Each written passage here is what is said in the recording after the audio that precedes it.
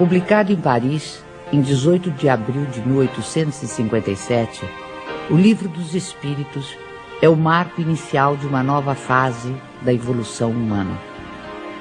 O Espiritismo baseia-se na solidez deste livro, na credibilidade e sabedoria de suas fontes espirituais, na pureza de sua moral evangélica, nos meios de transmissão mediúnica e na coerência de suas revelações. A característica essencial de qualquer revelação tem que ser a verdade. Revelar um segredo é tornar conhecido um fato. Se é falso, já não é um fato e, portanto, não existe revelação.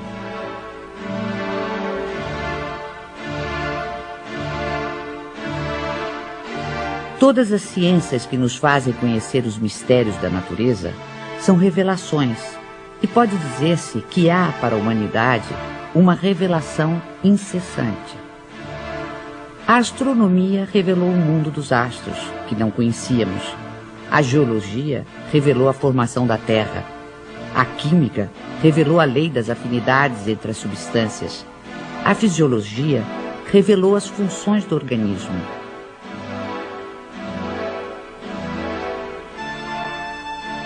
Copérnico, Newton, Galileu, Laplace e Lavoisier foram reveladores.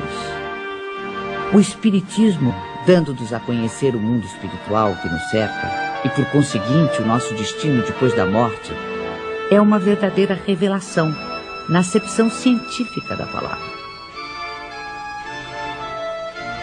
A revelação espírita é de origem divina e de iniciativa dos espíritos, sendo a sua elaboração fruto do trabalho humano.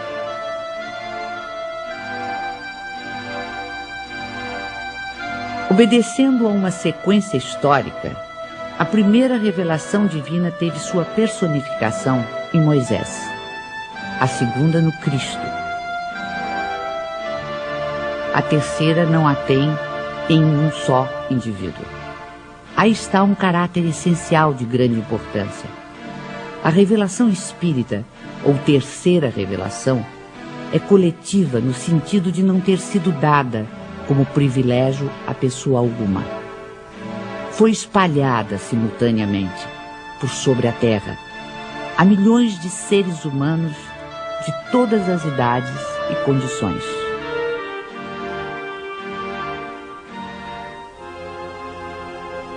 As revelações de Moisés e de Cristo, sendo resultado do ensino pessoal, apareceram num só ponto em torno do qual a ideia se propagou pouco a pouco. Mas foram precisos muitos séculos para que atingissem as extremidades do mundo, sem mesmo o cobrirem inteiramente. A revelação espírita, não estando personificada em um só indivíduo, surgiu simultaneamente em milhares de pontos diferentes, que se tornaram centros ou focos de irradiação. Se o Cristo não disse tudo quanto poderia dizer, é que julgou conveniente deixar certas verdades veladas, até que os homens chegassem ao estado de compreendê-las.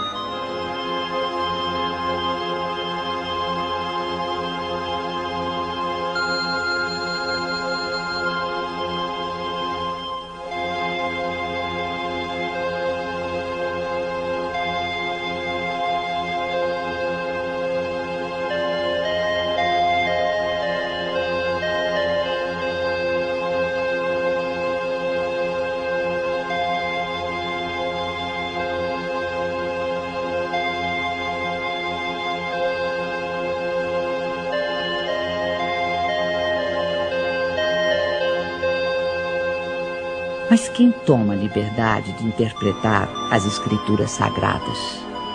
Quem tem esse direito?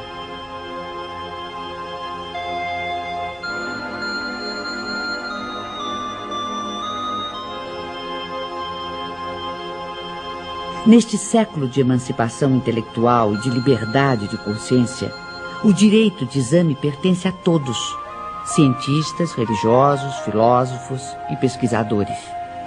Os homens, cada vez mais esclarecidos, à medida que novos fatos e novas leis se forem revelando, saberão separar da realidade os sistemas utópicos.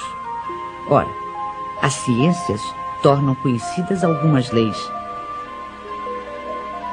O Espiritismo revela outras. Todas são indispensáveis à inteligência dos textos sagrados de todas as religiões, desde Confúcio e Buda até o cristianismo. Um último caráter da revelação espírita é que, apoiando-se em fatos, tem que ser, e não pode deixar de ser, essencialmente progressiva, como todas as ciências de observação. Caminhando de par com o progresso, o Espiritismo jamais será ultrapassado. Se uma verdade nova se revelar, ele a aceitará.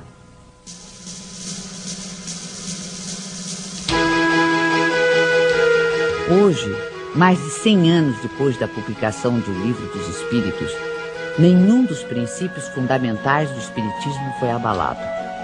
Todos permanecem intactos. E isso num século em que o mundo sofreu radicais transformações em todos os campos do conhecimento.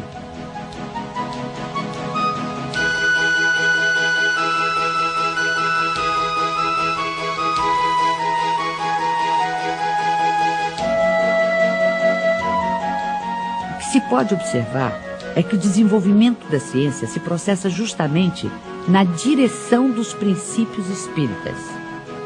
O exemplo mais recente está nos jornais. Depois do átomo e de todas as suas subdivisões, os cientistas acabam de dar mais um passo no estudo do microcosmo. Agora, com o anúncio oficial da descoberta do top quark, a partícula mais fundamental da matéria. Esta conquista científica, que ajudará a entender planetas, estrelas, galáxias e a própria vida, vem confirmar ensinamentos que já nos haviam sido antecipados pelo capítulo 2º de O Livro dos Espíritos, sobre os elementos gerais do universo e as propriedades da matéria.